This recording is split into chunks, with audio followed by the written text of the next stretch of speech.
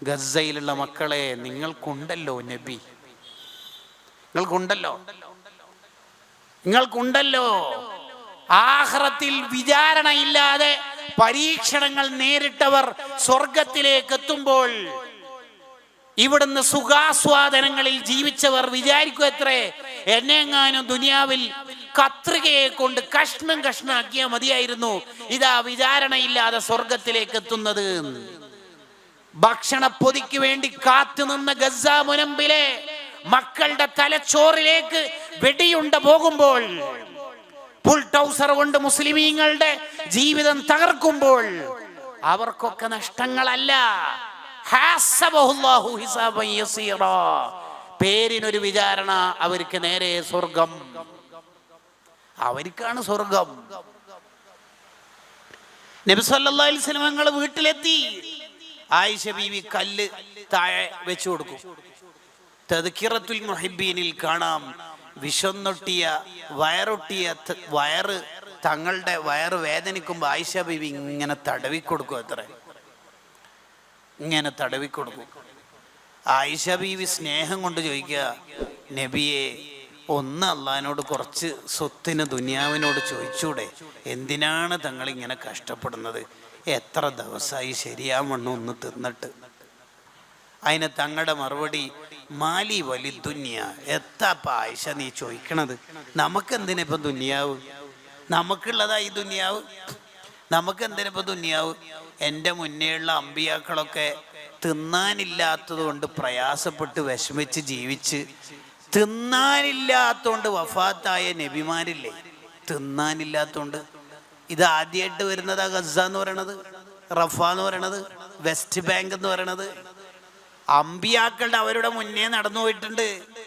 നബി സല്ലല്ലാഹു അലൈഹി വസല്ലം തങ്ങൾ ആയിഷ ഉമ്മാനോട് പറയാ, എന്തിനാ ഇപ്പൊ നമുക്ക് ദുനിയാവ് വേണ്ടത്, എൻ്റെ മുന്നേ ഉള്ള അമ്പിയാക്കളൊക്കെ എത്ര കഷ്ടപ്പാട് അനുഭവിച്ചവരാ, അവര് വേദന അനുഭവിച്ച് കഷ്ടപ്പെട്ട് വഫാത്തായതുകൊണ്ട് അവര് നേരെ സ്വർഗത്തുക്കല് ആദ്യ റാങ്ക് വാങ്ങിയിട്ട് പോകുമ്പോൾ, നിന്റെ നബിയായ ഞാൻ 2ാം റാങ്ക് വാങ്ങാനാ നിന്റെ പൂതി, അത് വേണ്ട മോളെ, ദുനിയാവൊന്നും വേണ്ട. പിന്നെ സുബഹിസ്കാരത്തിന് പള്ളിയിൽ പോയാൽ പിന്നെ നബി സല്ലല്ലാഹു അലൈഹി വസല്ലം തങ്ങളുടെ ഇടപെടലിന്റെ രീതി എന്താ, നിസ്കാരം കഴിഞ്ഞല്ലോ, മൻ അത്വഅമ മിൻകുമുൽ യൗമ ജാഇയൻ, ഇന്ന് ആരെങ്കിലും പാവപ്പെട്ടവർക്ക് ഫുഡ് കൊടുത്തവരുണ്ടോ, ഇന്നോ നിസ്കാരം കഴിഞ്ഞിട്ടല്ലേ ഉള്ളൂ എന്ന ആശങ്ക ആർക്കെങ്കിലും വരുന്നതിന് മുമ്പ് സദസ്സെന്ന് കൈ ഉയർന്നു നോക്കുമ്പോ സിദ്ദീഖ് റളിയല്ലാഹു അൻഹു.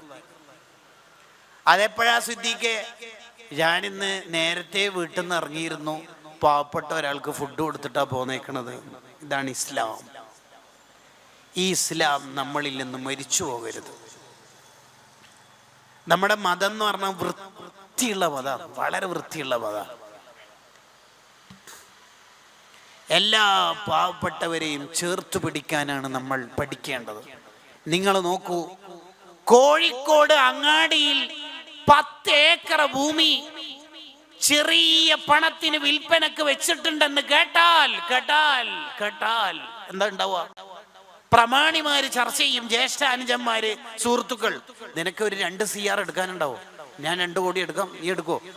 എടാ ചെറിയ വിലക്കോ, വേണമെങ്കിൽ എന്തൊക്കെ ചെയ്യാം.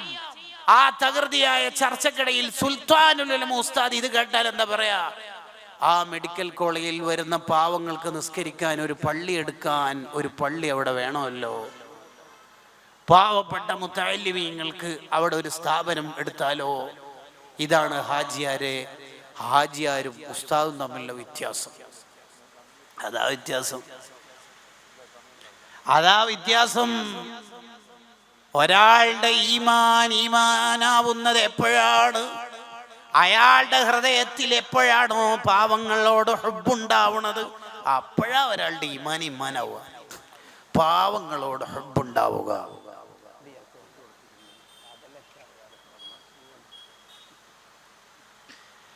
പാവങ്ങളോട് ഹുബ്ബുണ്ടാവുക, അപ്പോഴല്ലേ നമ്മൾ സ്വതക്ക ചെയ്യുക, അപ്പോഴല്ലേ നമ്മൾ ഭക്ഷണം കൊടുക്കുക.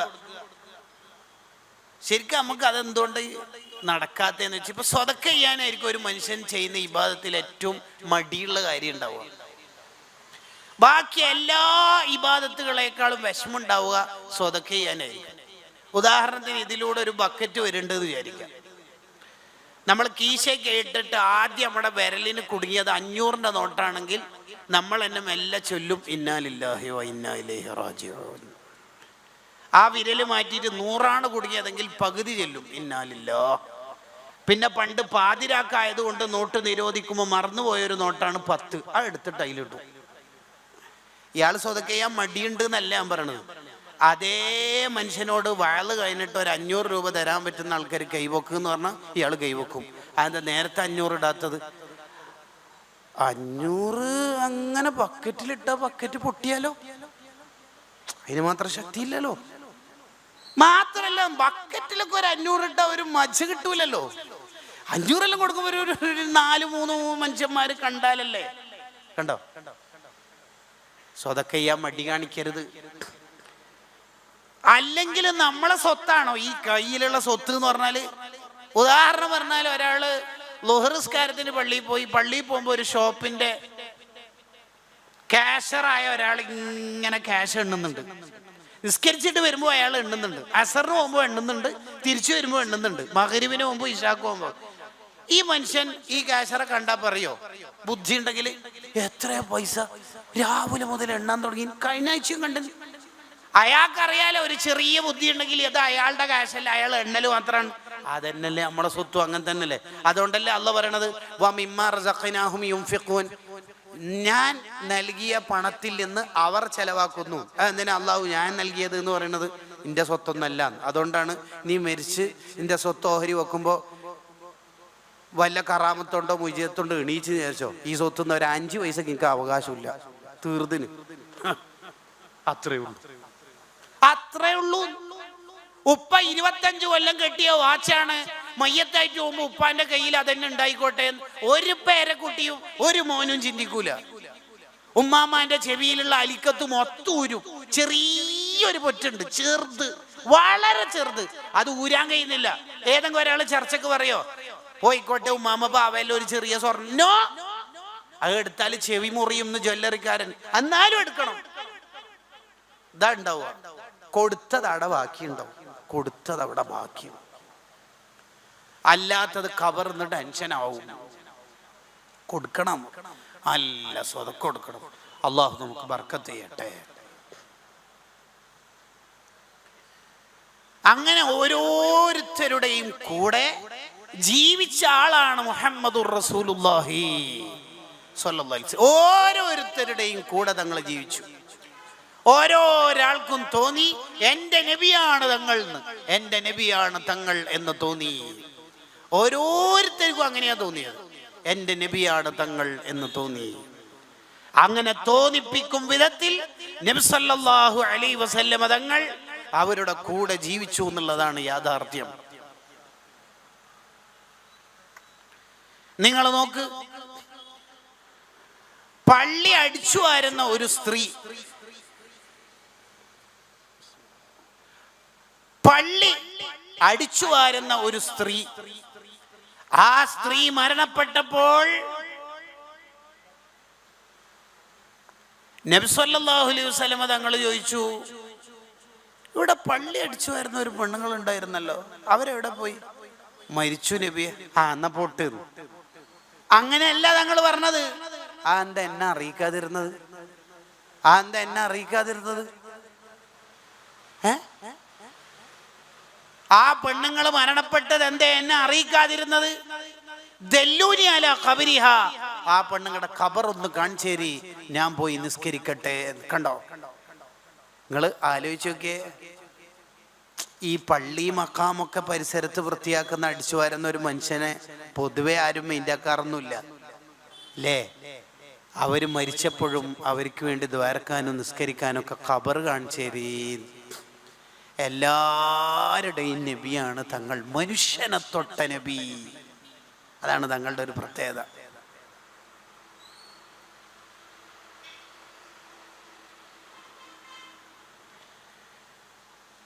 സ്വഹാബാക്കളിൽ വളരെ വിരൂപനായ ഒരു സ്വഹാബിയാണ്, സൗന്ദര്യം കുറഞ്ഞു പോയൊരു സ്വഹാബിയാണ് ജുലൈബീബ് റളിയല്ലാഹു അൻഹു.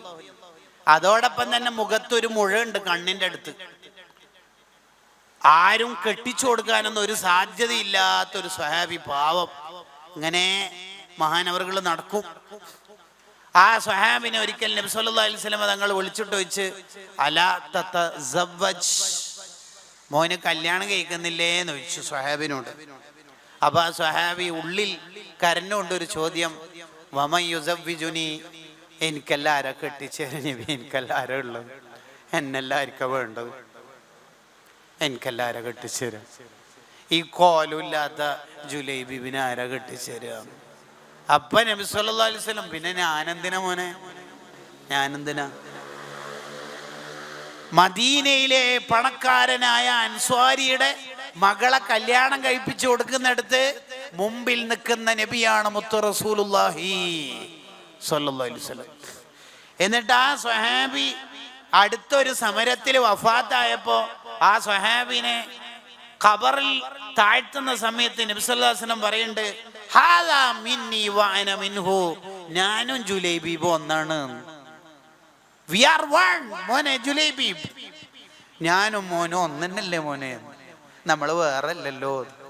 കണ്ടോ കണ്ടങ്ങള്, ചേർത്തു പിടിക്കലിന്റെ മഹബത്താണ് അവിടുന്ന് പഠിപ്പിച്ചത്. എല്ലാവരെയും ചേർത്ത് പിടിച്ച മുഹമ്മദുർ റസൂലുള്ളാഹി സ്വല്ലല്ലാഹു അലൈഹി വസല്ലം. അതുകൊണ്ട് ആർക്കെങ്കിലൊക്കെ എന്തെങ്കിലും വിഷമം വന്നാല് ബിലാൽ റളിയല്ലാഹു അൻഹുവിനെ ഒരിക്കൽ അബൂദർ റളിയല്ലാഹു അൻഹു തർക്കത്തിനിടയിൽ യബ്ന സൗദ, കറുത്ത പെണ്ണിന്റെ മോനെ എന്ന് വിളിച്ചുപോയി. ബിലാൽ റളിയല്ലാഹു അൻഹു ഓടി വന്ന് കോടതിയിലേക്ക് തങ്ങളോട് പറഞ്ഞു, എന്നെ അങ്ങനെ വിളിച്ചിന് നബിയെ. കണ്ടോ, പരാതി പറയാനുള്ള ഒരിട. അതാ തങ്ങൾ വഫാത്തായപ്പോ ബിലാൽ റളിയല്ലാഹു അൻഹുവിന് മദീനയിൽ നിൽക്കാൻ കഴിയാത്തത്, ഒറ്റപ്പോക്ക്. തങ്ങളില്ലാത്ത മദീനയിൽ എന്നെ കൊണ്ടാവൂല.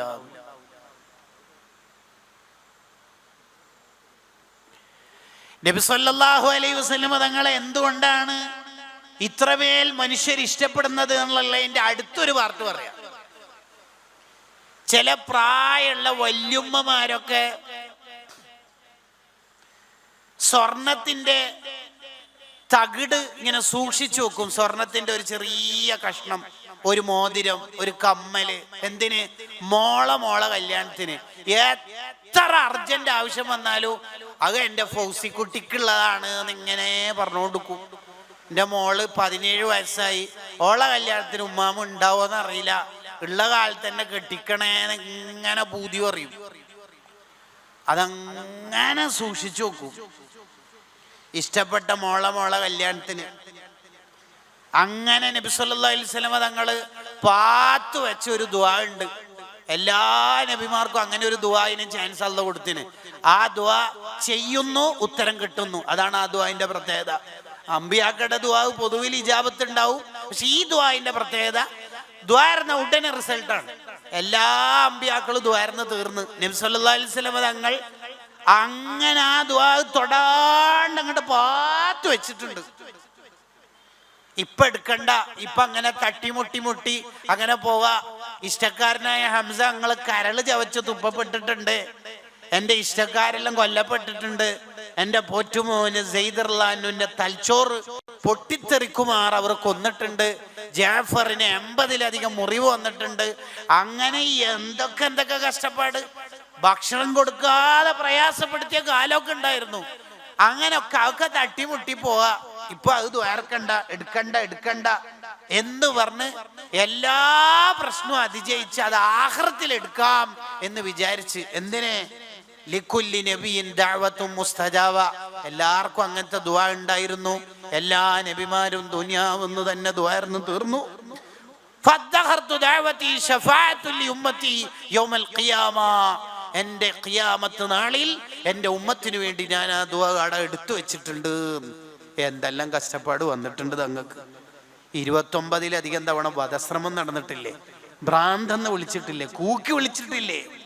ഒരു സമയത്തും ആ ദുആ ഉണ്ട് എന്ന് ഓർമ്മയൊക്കെ ഉണ്ട്, പക്ഷെ എടുത്തിട്ടില്ല.